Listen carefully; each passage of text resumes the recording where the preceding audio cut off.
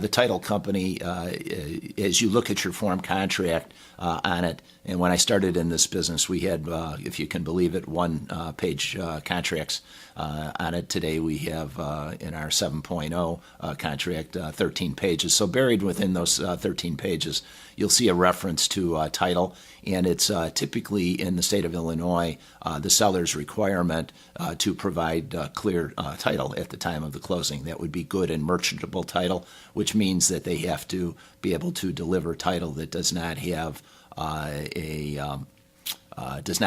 liens on the property, does not have any judgments, does not have any other challenges that would affect the individual's ability to own this property.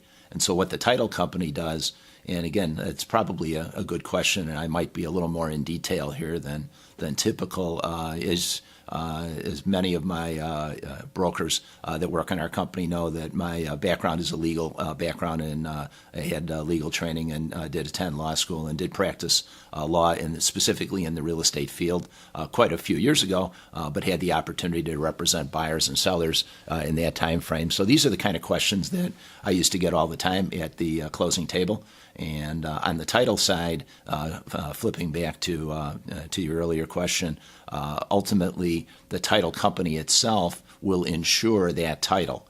So let's say that along the line, the title, that there was some defect, that there was a fraudulent deed, or that the chain of title going back 25 years, where 3 transactions ago there was some issue, and then someone from the past comes forward and says, we have an issue and we don't believe that we have clear title, and if it's found that it was not conveyed in a proper fashion, then the title company is the one that has to step up and may have to pay off the claim. So you're buying insurance just like you'd be buying homeowners insurance in the event of a storm. This would be a storm that would be a storm in the title that was there. On the costs of the title insurance, typically the seller pays the cost because they are insuring that title, and there are very many title companies, several title companies in Illinois, and they all do